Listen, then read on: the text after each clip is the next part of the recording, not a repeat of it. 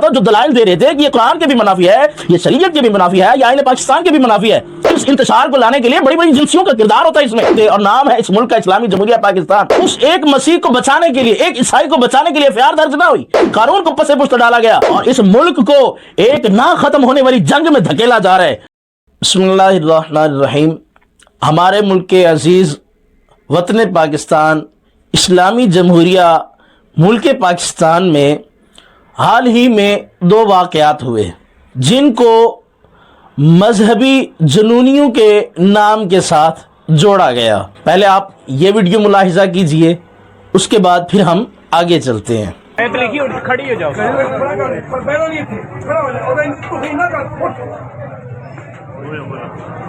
ساڈے اسلام دا مذاق ہے۔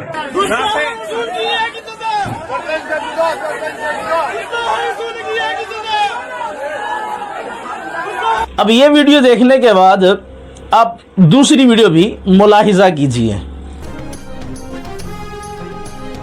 سپریم کورٹ کا توہین قرآن اور قادیانیت کی ترویج کے مقدمے میں سے توہین قرآن اور قادیانیت کی ترویج کی دفعات حذف کرنے کا حکم۔ چیف جسٹس آف پاکستان کی جانب سے جاری فیصلے میں تحریر کیا گیا ہے کہ مذہبی آزادی اسلام کی بنیادی خصوصیات میں سے ہے کہ اس سے منسلک افراد نے قرآن کریم سے رہنمائی نہیں لی۔ آئین کے آرٹیکل 20 کے مطابق ہر شہری کو مکمل مذہبی آزادی حاصل ہے۔ آئین ہر مذہب اور فرقے کو اپنے مذہبی ادارے کھولنے کی اجازت دیتا ہے۔ متعلقہ حکام اگر قرآن پاک سے رہنمائی لیتے تو شاید مقدمہ ہی درج نہ ہوتا۔ ملزم مبارک ثانی کو 7 جنوری 2023 کو گرفتار کیا گیا تھا۔ ملزم کے خلاف مقدمہ چنیور کے تھانہ چناب نگر میں 6 دسمبر 2022 کو درج کیا گیا۔ عدالت کی ملزم مبارک احمد ثانی کو 5000 روپے کے ذاتی ضمانتی مچلقے جمع کرانے کی ہدایت۔ تو ناظرین کرام، آپ نے دیکھا کہ پاکستان کے اندر 2 واقعات رونما ہوئے۔ ایک واقعہ ہمارے پاکستان کی عدالت سپریم کورٹ میں واقعہ پیش آیا اور دوسرا لاہور کے شہر میں واقعہ پیش آیا۔ جو لاہور شہر میں واقعہ پیش آیا، بات کرنے سے پہلے ہم سپریم کورٹ کے اندر جو واقعہ پیش آیا ہم اس کے متعلق گفتگو کرتے ہیں۔ سپریم کورٹ میں ایک کیس چل رہا تھا ایک قادیانی کے حوالے سے کہ اس قادیانی نے ایک تفسیر صغیر جو قادیانی کی لکھی ہوئی کتاب ہے اس کو وہ پھیلا رہا تھا، اس کی اشاعت ہو رہی تھی، اور وہ جو مجرم تھا وہ بھی جیل کی سلاخوں کے پیچھے تھا۔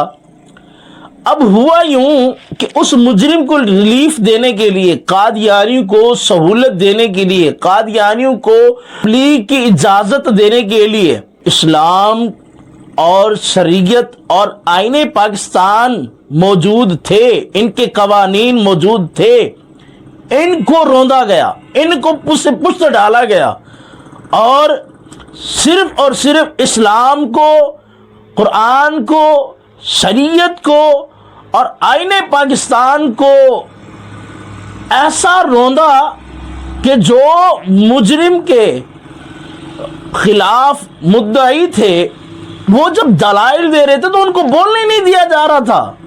جب بولنے ہی نہیں دیا جا رہا تھا، جو دلائل دے رہے تھے کہ یہ قرآن کے بھی منافی ہے، یہ شریعت کے بھی منافی ہے، یہ آئین پاکستان کے بھی منافی ہے، ان کو دلائل نہیں دیے جا رہے تھے اور آگے سے قرآن کی آیتیں پڑھ کر قادیانی کو ریلیف دیا جا رہا تھا۔ اور ہوا کیا؟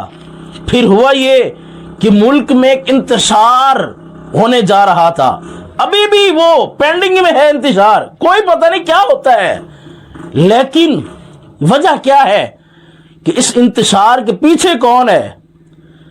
اور یہ جو دوسرا واقعہ لاہور میں ہوا کہ ایک عورت نے رسم الخط کو جو لباس پہنا ہوا تھا، وہیں پر کچھ لوگ آ گئے، انہوں نے وہ نعرے لگانا شروع کر دیے، گستاخ رسول کی ایک سزا سرتن سے جدا، سرتن سے جدا۔ تو اب اس بات کو سمجھیے گا یہ کیوں ہو رہا ہے؟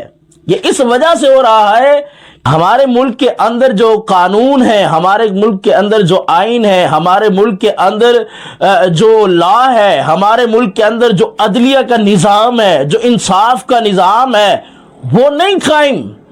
صرف اور صرف کسی اور کی پشت پناہی ہوتی ہے، صرف اور صرف کفار و ناہنجار کو خوش کرنے کے لیے، صرف اور صرف قادیانی لابی کو خوش کرنے کے لیے سارے معاملات کیے جا رہے ہوتے، اور نام ہے اس ملک کا اسلامی جمہوریہ پاکستان۔ اگر اس ملک کے اندر حال ہی میں جو ایک واقعہ پیش آیا تھا، جڑاں والا واقعہ، اگر اس جڑاں والا واقعہ کے اندر ہی اگر اس کو، ظاہر سی بات ہے ایک بندے نے قرآن پاک جلایا، قرآن پاک کی بے ادبی کی، اگر اس کو سزا دی جاتی یا اس کو گرفتار کیا جاتا، یعنی اسی وقت اس کے خلاف FIR درج ہوتی، تو جڑاں والا واقعہ پیش ہی نہ آتا۔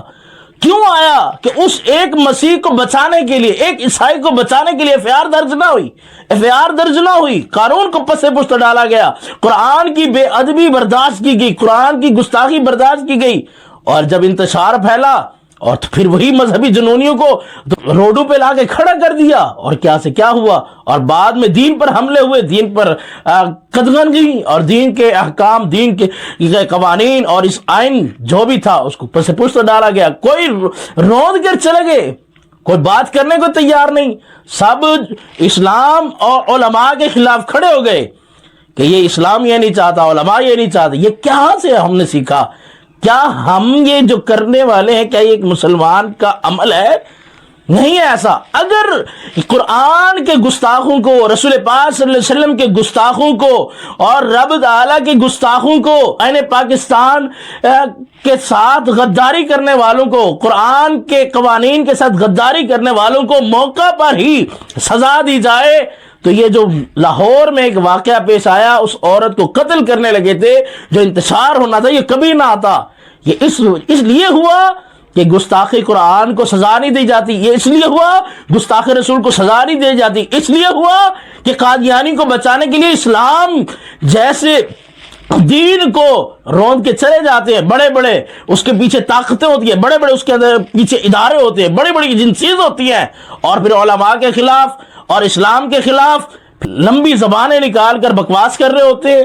تو صرف یہ مذہبی جنونی ہی نہیں ہے، بلکہ اس انتشار کو پھیلانے کے لیے ہمارے ادارے بھی، ان کا بڑا کردار ہے اس میں، اور اس انتشار کو لانے کے لیے بڑی بڑی ایجنسیوں کا کردار ہوتا ہے اس میں، اور اس ملک کو ایک نہ ختم ہونے والی جنگ میں دھکیلا جا رہا ہے، جس طرح لیبیا کے اندر، شام کے اندر، عراق کے اندر، فلسطین کے اندر ہو رہا ہے، اسی ملک پاکستان میں ایسا ہونے کو یہ چاہ رہے ہیں کہ ایسا ہو ملک پاکستان میں۔ اور ظاہر سی بات ہے، اسلام کے نام پر بلنے والا ملک، جب اسلام کو کے خلاف ہی اس کے اندر فیصلے ہوں گے، اور قرآن کے خلاف ہی اس میں فیصلے ہوں گے، گستاخان رسول دندناتے پھر ہوں گے، ان کو باعزت تم رہا کر دو گے، تو ظاہر سی بات ہے کوئی نہ کوئی تو قانون ہاتھ میں لے گا، جب قانون پر عمل ہی نہیں ہوگا۔ تو صرف جہاں پر یہ اس کی مذمت کرنا بھی ضروری ہے کہ اس عورت کے خلاف آواز اٹھانے والے جنونی تھے، اور جو ہے ان کو سزا دی جائے، لیکن اس سے بڑھ کر کہیں یہ مذمت کرنا بھی ضروری ہے کہ گستاخ رسول کے پیچھے کون ہے، گستاخ قرآن کے پیچھے کون ہے، قادیانی کے پیچھے کون ہے، ان کو ریلیف کون دیتا ہے، ان کی کون پشت پناہی کرتا ہے۔ ذرا نہیں، پورا سوچئے۔